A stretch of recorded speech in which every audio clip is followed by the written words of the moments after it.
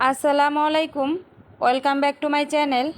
আজকে আমি তৈরি করে দেখাবো একের ভিতর দুই অসাধারণ একটি ডেজার্ট পুডিং কেক।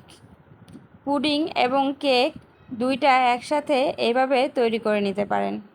খেতে কিন্তু অসাধারণ। বাচ্চারা কিংবা মেহমান আপ্যায়নে ঝটপট এই পুডিং কেকটি তৈরি করে নিতে পারেন। আশা করছি এই রেসিপিটি ভালো লাগবে। ভালো লাগলে অবশ্যই আমার চ্যানেলটিকে সাবস্ক্রাইব করে পাশে থাকা বেল আইকনটি প্রেস করে দিবেন। তাহলে সবার আগে নোটিফিকেশনগুলো আপনাদের কাছে চলে যাবে। চলুন তাহলে দেখে নিই কীভাবে তৈরি করে নেব। এখানে একটি বাটিতে আমি 1 কাপেরও কম দুধ নিয়ে নিয়েছি। হাফ কাপের থেকে বেশি দুধগুলো জাল করা। আর এখানে আমি দিয়ে দিব একটি ডিম। তো অল্প উপকরণে এই পুডিং কেকটি আমি তৈরি করব। আর দিয়ে দিচ্ছি 2 চা চামচ চিনি, আর দিয়ে দিব 1 চা চামচ ভ্যানিলা এসেন্স। এগুলো দিয়ে আমি হ্যান্ড উইক্স দিয়ে ভালো করে মিশিয়ে নেব। ডিমটা ভালো করে ফেটিয়ে নিতে হবে। তো পুডিংয়ের সংমিশ্রণ তৈরি হয়ে গেল। এখানে আমি কোনো ক্যারামেল ব্যবহার করব না, এই জন্য ক্যারামেল তৈরি করিনি। আর কেকের জন্য শুকনো উপকরণ নিয়ে নিলাম। হাফ কাপেরও কম আমি ময়দা নিয়ে নিয়েছি। 1 চা চামচ দিয়ে দিলাম কর্নফ্লাওয়ার এবং হাফ চামচ দিয়ে দিলাম বেকিং পাউডার, আর 1 টেবিল চামচ দিয়ে দিলাম কোকো পাউডার। এগুলো আমি চেলে নিচ্ছি। অবশ্যই শুকনো উপকরণগুলো চেলে নিতে হবে। তো এগুলো আমি চেলে নিলাম। আর এখন একটি বাটিতে আমি একটা ডিম নিয়ে নিচ্ছি। ডিমটার কুসুমটা আমি আলাদা করে নেব। আর সাদা অংশগুলো আমি চিনি দিয়ে বিট করে নেব। এখানে 1 চা চামচ পরিমাণ চিনি দিয়ে দিলাম। আপনারা চাইলে হ্যান্ড উইক্সও ব্যবহার করতে পারেন। আমি সাদা অংশ বিট করে নিয়েছি। এখন কুসুম দিয়ে দিলাম। আর এখানে দিয়ে দিব 1 চা চামচ ভ্যানিলা এসেন্স।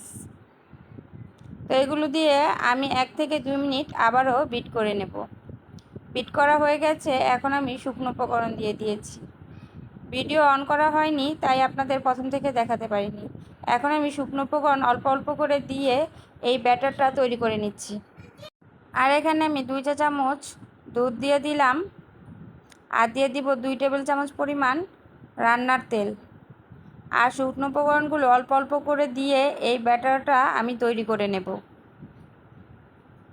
এই তো কেকের ব্যাটার তৈরি হয়ে গেছে। এখন আমি একটি মোল্ড নিয়ে নিলাম। এর মধ্যে তৈরি করে রাখা পুডিংয়ের সংমিশ্রণগুলো একটি ছাঁকনির সাহায্যে আমি ছেঁকে নেব, যেন কোনো লাম্পস না থাকে। তো এই তো ছেঁকে নিয়েছি। আর এখন উপর থেকে দিয়ে দিব কেকের ব্যাটার। কেকের ব্যাটারটা এতই পাতলা হয়েছে এবং ফোমি হয়েছে যে কেকের ব্যাটারগুলো উপর থেকে ভেসে থাকবে, এখানে কোনো টেনশনের কারণ নেই। তো পুডিং আর কেক আলাদা হয়ে গেছে।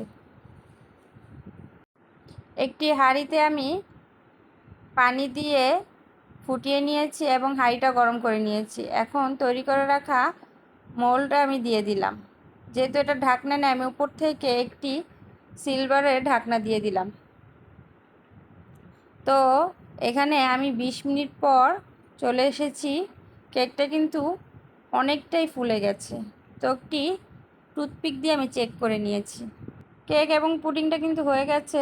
এখন আমি নামিয়ে ঠান্ডা করে নিয়েছি। মোল্ড আউট করে আপনাদেরকে দেখিয়ে দিচ্ছি এই কেক এবং পুডিংটা কেমন হয়েছে। তো মোল্ড আউট করে নিলাম। দেখতেই পাচ্ছেন পুডিং এবং কেকের সংমিশ্রণটা কতটা অসাধারণ হয়েছে এবং খুব সহজ অল্প উপকরণে এই কেক পুডিংটি আমি তৈরি করেছি। এখন আমি কেটে দেখিয়ে দিচ্ছি এই কেকটা কতটা ফ্লাফি এবং পুডিংটা কতটা সফট হয়েছে। তো আশা করছি এই রেসিপিটি আপনাদের কাছে ভালো লেগেছে। ভালো লাগলে অবশ্যই আমার চ্যানেলটিকে সাবস্ক্রাইব করে দিবেন আর পাশে থাকা বেল আইকনটি প্রেস করে দিবেন। পরবর্তী ভিডিও দেখার আমন্ত্রণ রইল। আল্লাহ হাফেজ।